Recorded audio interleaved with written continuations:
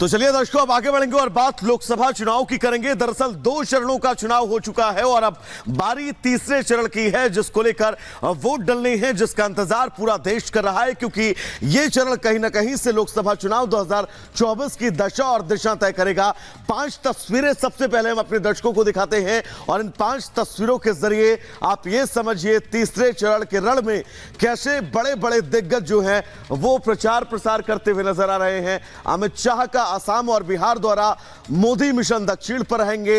इंडी नेता भी जनता के बीच जाकर वोट मांगते हुए दिखाई देंगे। तेलंगाना में जेपी नड्डा जनसभा करेंगे, जबकि बदायूं में मायावती रैली करने वाली हैं। यानी कि सभी दिग्गज अब नजर आएंगे आपको चुनावी मैदान में प्रचार करते हुए। एक बड़ी खबर उस बीच और प्रधानमंत्री के कर्नाटक दौरे का आखिरी दिन आज है।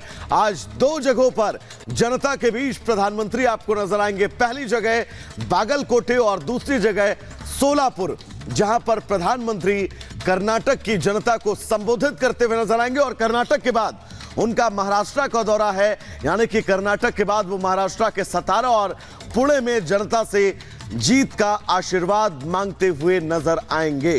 प्रधानमंत्री के आज कार्यक्रम क्या है? दरअसल कर्नाटक और महाराष्ट्र में प्रधानमंत्री नरेंद्र मोदी की 4 जनसभाएं हैं, जहां पर वो जनता के बीच नजर आएंगे। मिशन 400 को लेकर जो बीजेपी लगातार प्रचार प्रसार कर रही है, उसमें वो दम भरते हुए नजर आएंगे।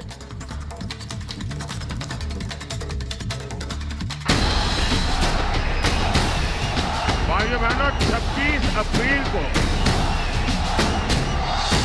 जो मतदान हुआ और कर्नाटका ने यहां की माताओं बहनों ने, यहां के फर्स्ट टाइमर वोटरों ने जो कमाल करके दिखाया है, पूरी कांग्रेस ऊपर से नीचे तक बहुत परेशान। भाइयों बहनों, 26 अप्रैल को जो मतदान हुआ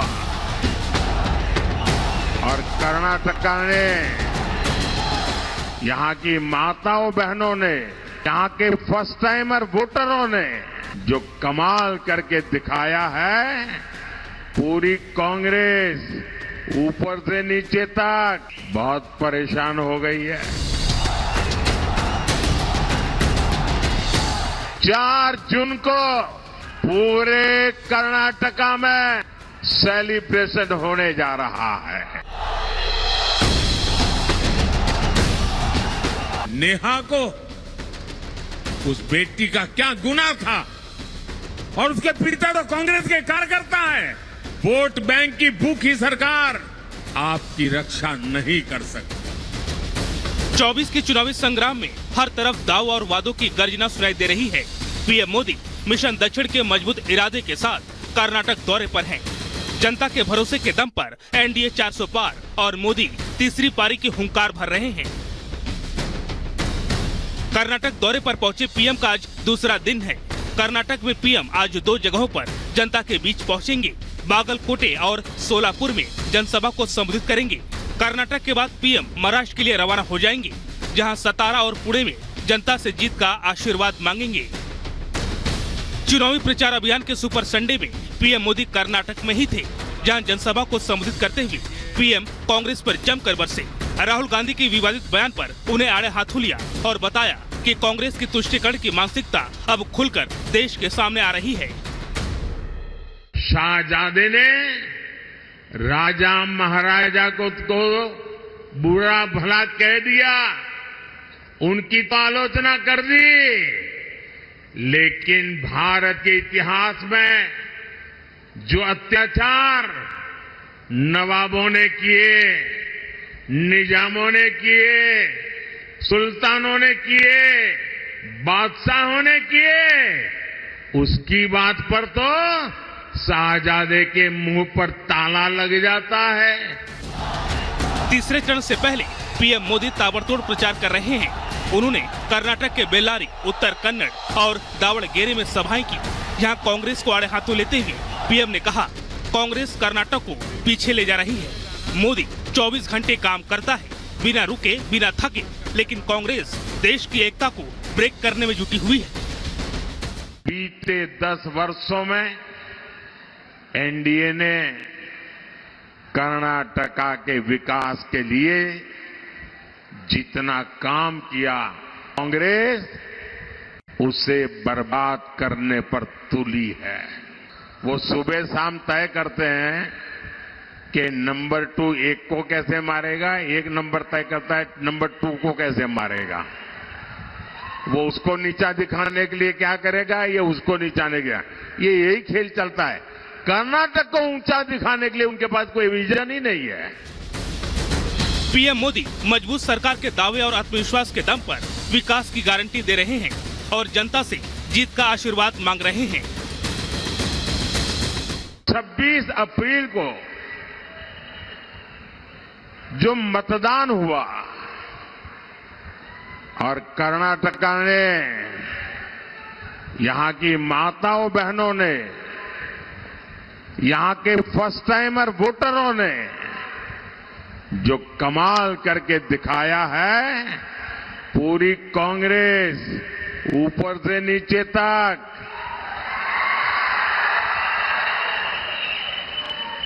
बहुत परेशान हो गई है। साथियों, पूरी कांग्रेस इस कोशिश में लगी है कि 7 मई को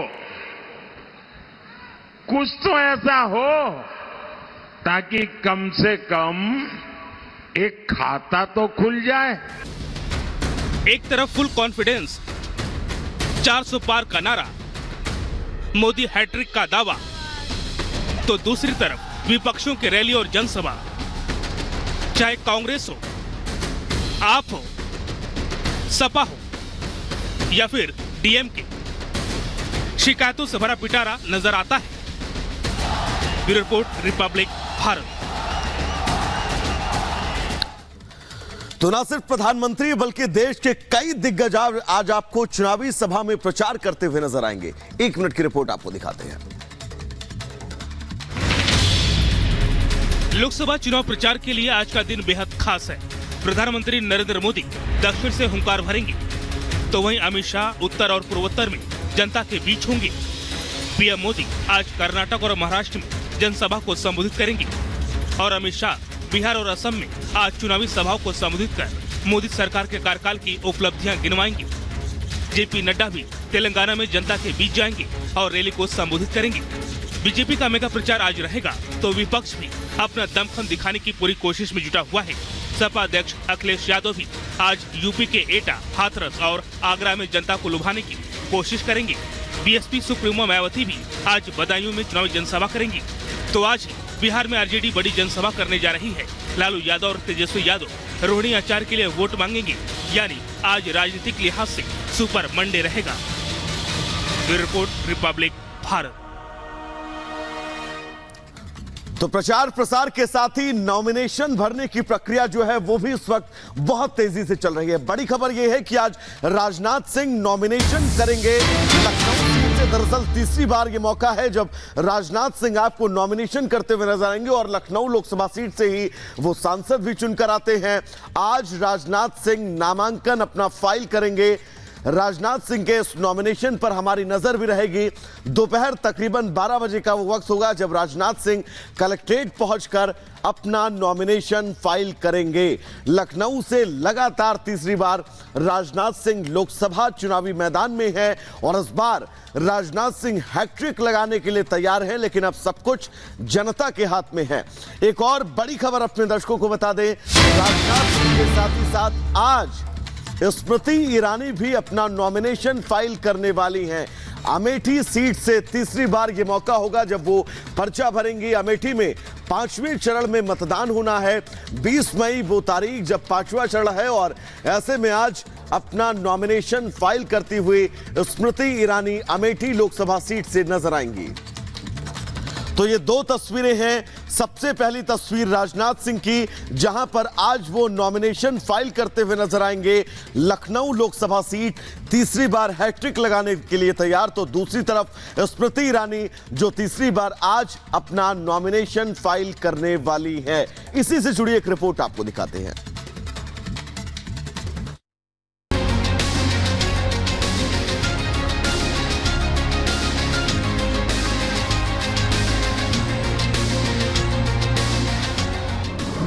बीजेपी के दो दिग्गज नेता और केंद्रीय मंत्री एक बार फिर से लोकसभा चुनाव में अपना दम भरने के लिए तैयार हैं। बीजेपी नेता और रक्षा मंत्री राजनाथ सिंह लखनऊ से नामांकन करेंगे, वहीं महिला एवं बाल कल्याण मंत्री स्मृति ईरानी अमेठी से पर्चा भरेंगी।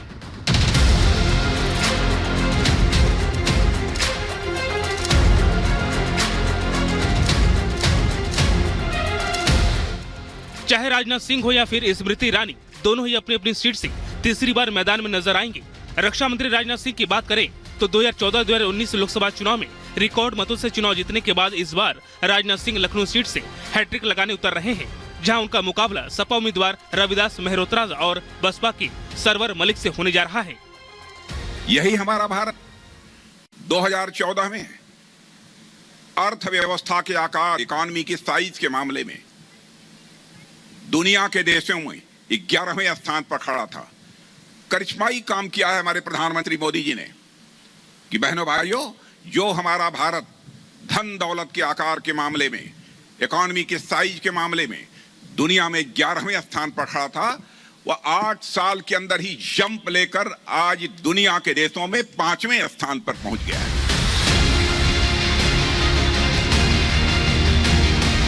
अमेठी लोकसभा सीट से लगातार तीसरी बार उम्मीदवार बनाए गए केंद्रीय मंत्री स्मृति ईरानी भी आज नामांकन दाखिल करेंगी।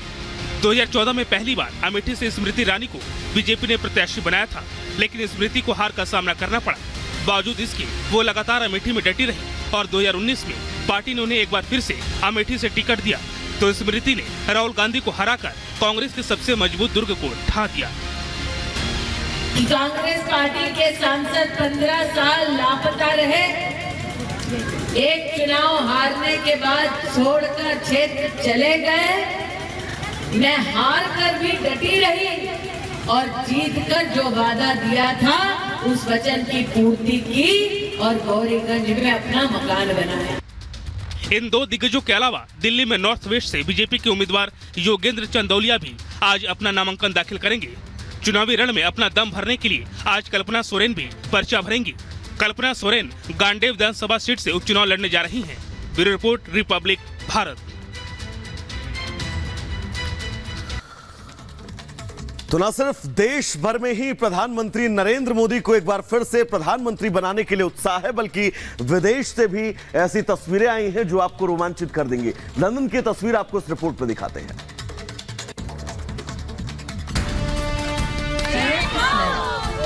लोकसभा चुनाव के 2 चरण के बाद अब तैयारी तीसरे चरण की है।